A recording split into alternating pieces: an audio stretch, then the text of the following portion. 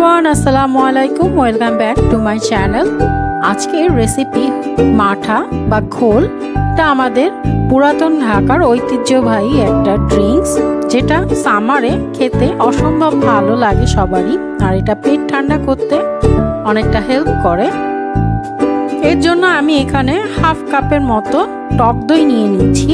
আর মাঠা সবসময় টক দই দিয়েই তৈরি করা হয়, মিষ্টি দই দিয়ে কিন্তু মাঠাটা খুব একটা ভালো হয় না।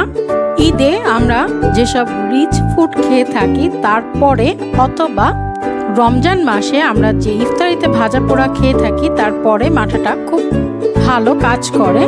আমি এখানে 1/4 কাপ চিনি শিরা নিয়েছি। চিনি শিরা নিলে হবে, এক্সট্রা আর পানি অ্যাড করার প্রয়োজন নাই। যারা চিনি শিরা দিতে চান না তারা এক্ষেত্রে চিনি ব্যবহার করলেই হবে। 1/4 চা চামচের মতো বিট লবণ গুঁড়া দিয়ে দিলাম,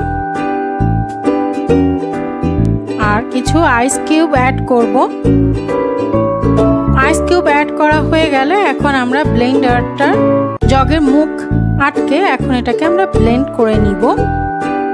আমরা এর মধ্যে আরও একটা ইনগ্রিডিয়েন্ট অ্যাড করব, সেটা হচ্ছে লেবুর রস। এখানে আমি ছোট একটা লেবু সম্পূর্ণটা অ্যাড করে নিব। আমি লেবুর রসটা নিংড়ে নিচ্ছি। মাঠা আমাদের শরীরের জন্য কিন্তু অনেক উপকারী, এটা পেট অনেকটা ঠান্ডা রাখে।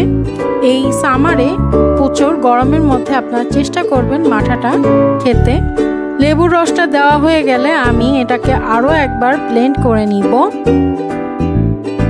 আর আপনারা যদি এটা হাতে তৈরি করতে চান সেক্ষেত্রে একটা ডাল ঘুটনি দিয়ে এটাকে খুব ভালো করে ঘুটে নিলেই তৈরি হয়ে যাবে, তবে আমি সহজ করার জন্য ব্লেন্ডার ইউজ করেছি।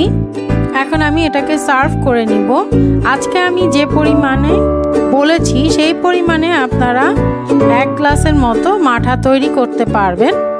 মাঠা তৈরির ক্ষেত্রে আপনি কতটুকু ঘন খেতে চান বা পাতলা খেতে চান, কতটুকু লবণ অ্যাড করতে চান বা লেবু বা মিষ্টি, এটা সম্পূর্ণ কিন্তু আপনার পছন্দ অনুযায়ী অ্যাড করতে পারবেন। রেসিপিগুলো ফ্রেন্ডস অ্যান্ড ফ্যামিলির সাথে শেয়ার করবেন।